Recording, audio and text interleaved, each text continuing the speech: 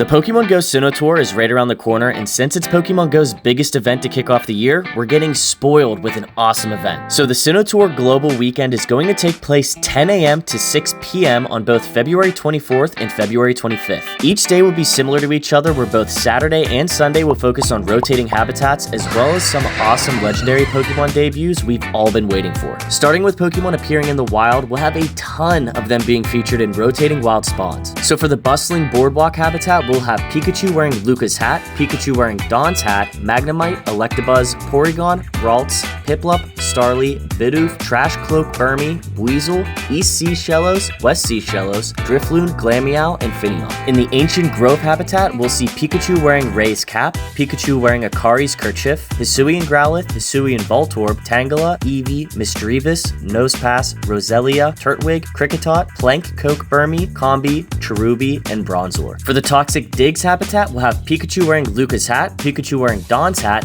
Apom, Yanma, Gligar, Sneasel, Duskull, Shinx, Cranidos, Shieldon, Sandy Cloak Burmy, Stunky, Gibble, Hippopotas, Skorupi, and Krogunk. And finally, for the Geothermal Lagoon habitat, we'll have Pikachu wearing Ray's cap, Pikachu wearing Akari's kerchief, Hisuian Quillfish, Hisuian Sneasel, Lickitung, Rhyhorn, Magmar, Eevee, Togetic, Murkrow, Swinub, Snorunt, Chimchar, Veneri, and Snover. So like I said, a ton of Pokemon. As for the raids, we'll have different Pokemon available depending on which habitats are active. So during the Bustling Boardwalk and Toxic Digs habitats, 1-star raids will be Turtwig, Chimchar, and Piplup. 3-star raids will be Torterra, Infernape, and Empoleon, and 5-star raids will be Dialga and Palkia. For the Ancient Grove and Geothermal Lagoon habitats, 1-star raids will be Rowlet, Cyndaquil, and Oshawott. 3-star raids will be Hisuian Decidueye, Hisuian Typhlosion, and Hisuian Samurott. And finally, for the 5-star raids, the extremely powerful Origin Form Dialga and Origin Form Palkia. Yes, each of these legendaries will have a chance to know their signature moves, however, this is only a chance. If you want to guarantee these legendaries will know either Roar of Time or Spatial Rend, then you must choose either the Diamond or Pearl badge if you haven't yet. So if you choose the Diamond badge, Origin Form Dialga's caught in raids will know Roar of Time, and if you choose the Pearl badge, Origin Form Palkia's caught in raids will know Spatial Rend.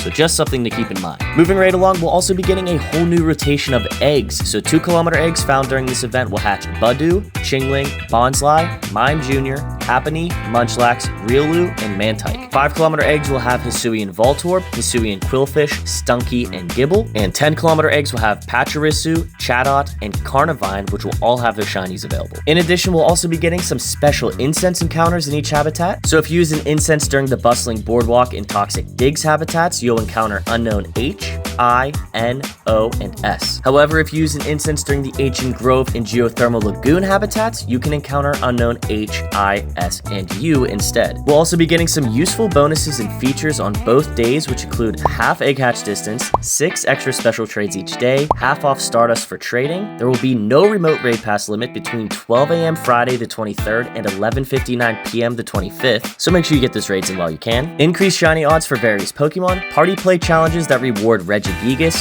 white striped Basculin will appear in routes, new avatar items will be available in the in-game shop, and there will be event-themed stickers. For those of you who want to purchase the Sinnoh Global Tour tickets, you'll be able to enjoy some exclusive rewards depending on your ticket that'll either focus on raids, hatching eggs, or a chance to get your very own shiny Shaymin. So what can you expect from each? For the Road to Sinnoh Raids ticket, this will give you 3 additional bonuses as well as a special research. So for the bonuses, you'll get an additional 5,000 XP when winning a raid, 1 additional reward candy, and 2 free raid passes per day from spinning gyms. As you complete the research tasks, you'll also get 5 XL candies for Cresselia, Heatran, Garatina, Darkrai, and once those tasks are done, you'll get 10 Palkia and Dialga candies as well as an Eevee mask for your avatar. If that ticket doesn't suit you, then the next one you can get is the Road to Sinnoh Hatch ticket. This one will come with bonuses and a research like the last ticket, so if you buy this one, you'll get double XP for hatching eggs, double hatch Stardust, and double hatch candies for your bonuses. As you complete this research, you will also get multiple encounters with Pachirisu, Chatot, as well as Carnivine, and once you finally complete it, you'll get a Pikachu mask avatar item, a super incubator, and 4,000 Stardust. Now, if there was any ticket you should actually buy during this event, I would suggest buying the Masterwork Research Glimmers of Gratitude ticket. So like the other Masterwork researches, this one will be centered around another mythical Pokemon that you get to encounter, which will be Shiny Shaymin. And just like the previous ones, this will take a while to get completed, and since the first page requires you to catch over over 490 Pokemon from each region,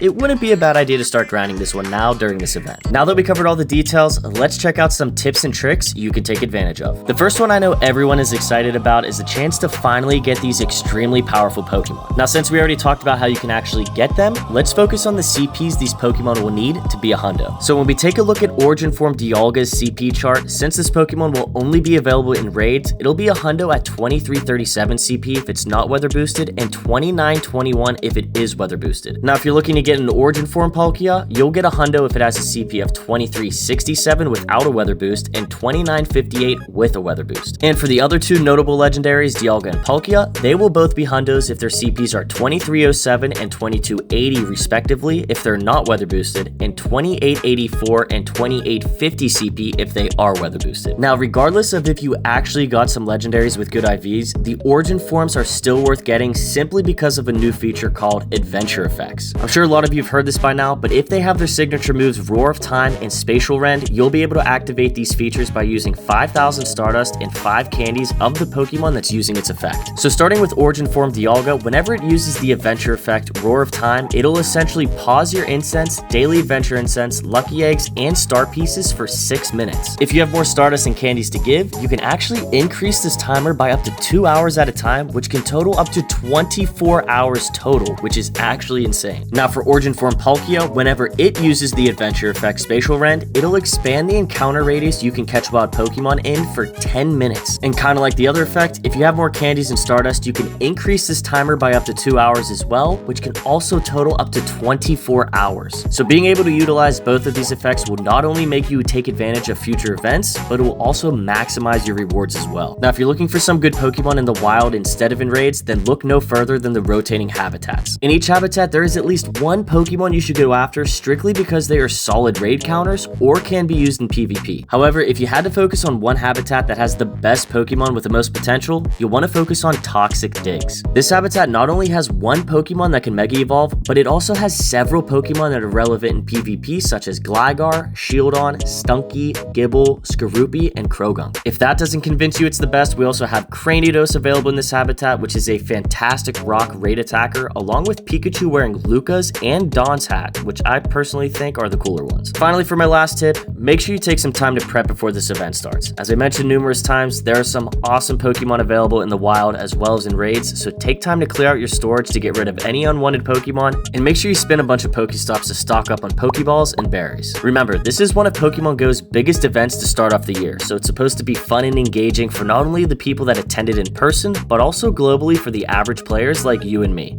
So get out there, have fun, and most importantly, let me know what cool Pokemon you guys caught.